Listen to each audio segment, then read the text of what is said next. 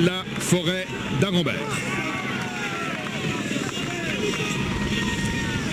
Voici Arambert.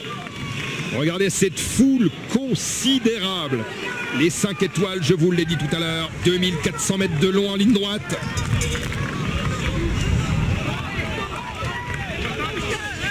Vous voyez que les coureurs sont en file. Regardez, cette image est belle. Comme l'équilibre est précaire. Chute.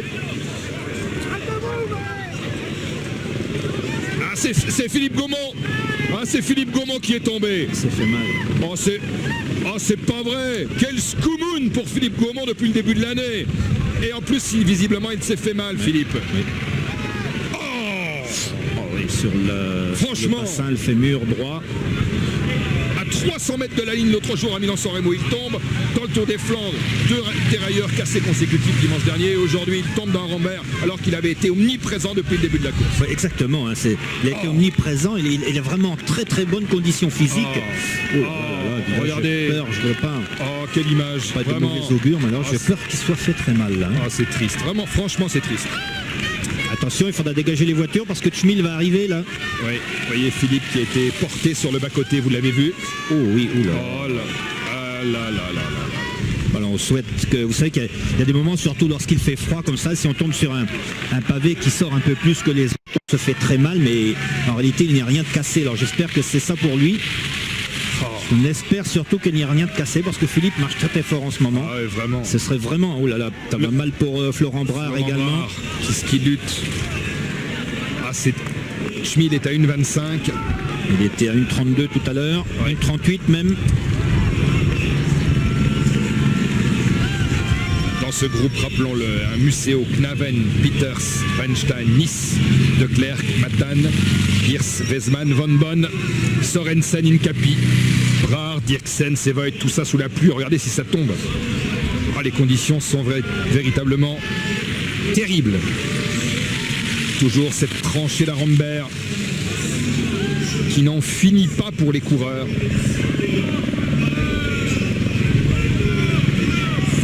Les pavés sont en grès du Hainaut et non en granit, comme dans la majorité des autres secteurs.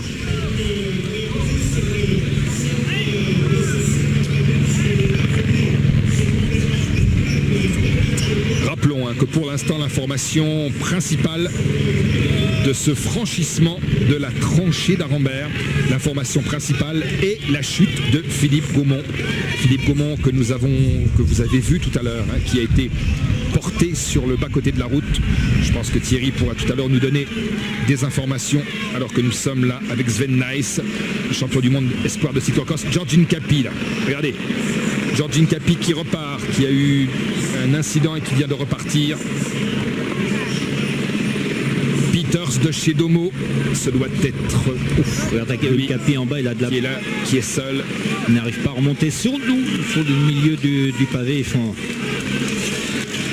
peur à chaque mètre. Ouais. Regardez le coureur sur la droite de la route. Dès qu'on est sorti du milieu du pavé, c'est très très difficile pour revenir, pour se relancer. Regardez cette foule, ces drapeaux belges, ces drapeaux flamands, ces drapeaux italiens. Les gens adorent les coureurs de Paris-Roubaix. Et celui qui traverse à l'instant, par contre, il ne les adore pas, lui.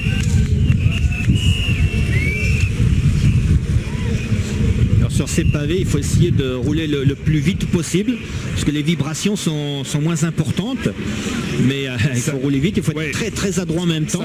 Ça c'est Wilfried Peters, Bernard. Le moindre écart conduit à la faute. C'est Georgine Capi. Roue avant. Georgine Capi, le vainqueur de Gand-Wevelgem mercredi. Ouais, c'est lui, c'est bien ça, c'est George. Dépanné, roue avant. Dépanné par une des moto-assistances. Il repart, Georgine Capi, mais il a perdu du terrain. Il faudra mesurer toutes les conséquences à la sortie d'Arambert. Il y a un trou véritablement important. Oui.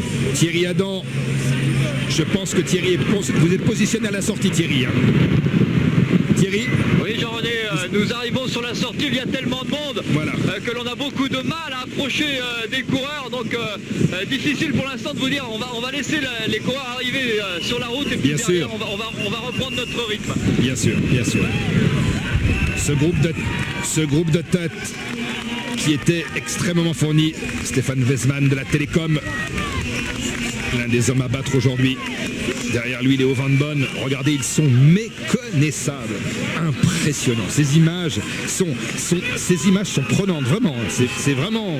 Voir qu'il y a des lunettes, là, Quelle émotion. comment il fait pour voir à travers. Weinstein est là, on vient de le voir. Voici les premiers là qui viennent de sortir de la tranchée d'Arenberg. Voici le bout de la tranchée avec cet asphalte qui doit être accueilli avec un soulagement énorme. Coureur de l'équipe Lampresse, je pense que c'est Ludo Dirksens. Certainement. C'est lui, oui c'est lui, c'est Ludo Dirksens qui change sa roue arrière.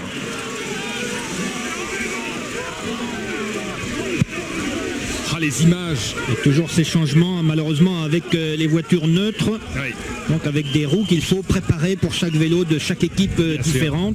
Ce qui explique qu'une voiture neutre dépanne toujours moins rapidement que la voiture d'équipe. Regardez cette foule quand la gendarmerie nous donnerait une estimation.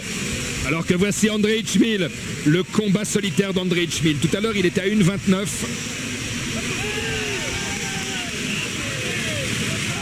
Rappelons qu'André Hitchmill est sorti seul du deuxième groupe et est parti à la poursuite du premier, dans lequel figure notamment Museo, Weinstein.